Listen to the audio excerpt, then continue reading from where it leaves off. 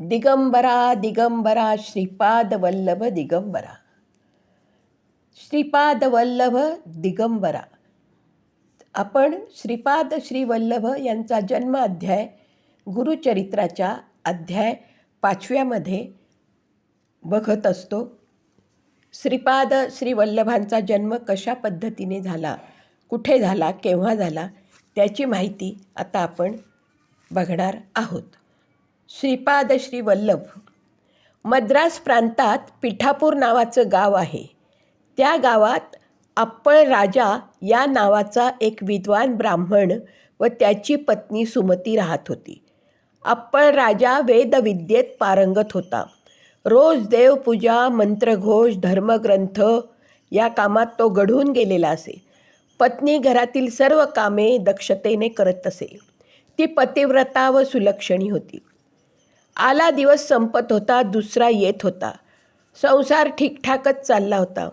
तरीही एक चिंता त्यांना सारखी सतावीत होती. त्यांना होणारी मुलं अगदी लहानपणातच जग सोडून जात. त्यांना फार वाईट वाटे. पुढे काही दिवसानंतर मुलगा झाला, तो आंधळा.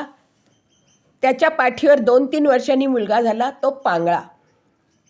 अप्पळ राजा धार्मिक वृत्तीचा होता. दर अमावस्येला घरी जेवायला तो ब्राह्मण बोलवी. वडिलांच्या श्राद्ध असायचं अमावस्येच्या दिवशी. त्यांच्या नावानं ब्राह्मणांना बोलवून दक्षिणा देई व त्यांना जेवणही पोटभर असं सुग्रास असं जेवण त्यांची पत्नी आदरपूर्वक बनवून त्यांना आग्रहाने वाढत असत. एका अमावस्येला भर दुपारी एक गोसावी त्यांच्या घरी भिक्षा मागण्यास आला.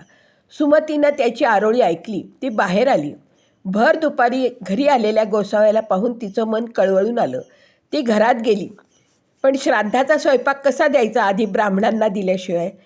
पण तिचं मन काही मानेना. तिनं तयार केलेला गरम स्वयंपाकातून पदार्थ काढले, ते त्या गोसाव्याला दिले व नमस्कार केला. त्या माऊलीचा तो भक्तिभाव गोसाव्याने चटकन ओळखला. त्याचं रूप अचानक पालटलं. प्रत्यक्ष दत्तमूर्तीच त्या बाईला दिसली. बाई चकित झाली. तिनं खाली वाकून पुन्हा नमस्कार केला. श्री दत्तप्रभू प्रसन्न झाले. त्यांनी त्या बाईला हवा तो वर मागण्यास सांगितला. बाईने आजवरची वस्तुस्थिती त्यांना थोडक्यात सांगितली. आपलं दुःख व्यक्त केलं. पुढं आपल्याला सुलक्षणी मुलगा व्हावा अशी प्रार्थना केली. दत्तप्रभूंनी तथास्तु म्हणून लगेच अदृश्य झाले. सुमतीने झालेला प्रकार बाहेरून आलेल्या पतीला सांगितला. ते ऐकून त्यांनाही समाधान वाटलं. भर दुपारच्या वेळी कोण कोणत्या रूपात व वेशात येईल ते कुणालाच कळत नाही. आज प्रत्यक्ष गुरुदत्त भेटले. त्यांना सहजी वडिलांच्या नावाचं भोजन मिळालं. वडिलांचा आत्मा खास तृप्त झाला असं वाटलं अप्पळ राजांना. पुढे काही दिवसांनी त्या दाम्पत्याला पुन्हा मुलगा झाला. जन्मतःच तेजस्वी चेहरा, पाणीदार डोळे, डोक्यावर काळभोर जावळ, तरतरीत नाक, हे सर्व पाहून कुणालाही कौतुकच वाटावं असा तो मोहक दिसत होता. घरी बारसं झालं व त्या मुलाचं नाव श्रीपाद ठेवलं. घरी बोलवलेल्या सुवासिनींना हळदी कुंकू दिलं. त्यांची तोंडं गोड केलीत.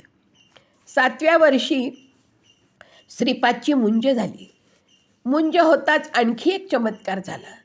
तो बालब्रह्मचारी 4 वेद खडाखडा म्हणून दाखवू लागला.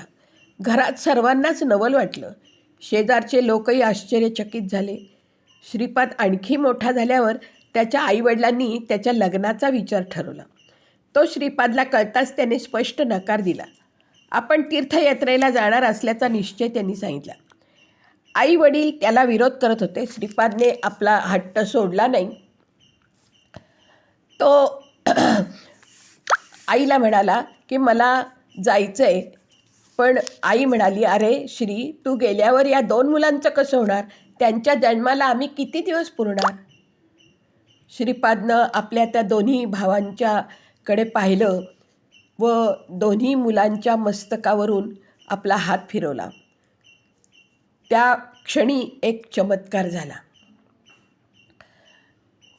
श्रीपादने मुलांच्या मस्तकावर हात ठेवताच एकाचा पांगळेपणा गेला.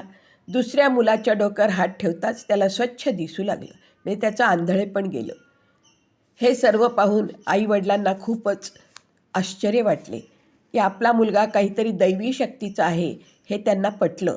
नंतर श्रीपाद सर्वांचा निरोप घेऊन तीर्थक्षेत्रांना निघाला. उत्तर प्रदेशातील तीर्थे पाहून झाल्यावर दक्षिणेतील तीर्थस्थानेही त्यांनी पाहिली. हा श्रीपाद म्हणजे श्रीपाद श्री वल्लभ स्वामी, ते दत्तावतारी पुरुष म्हणून ओळखले जातात. असे हे श्रीपाद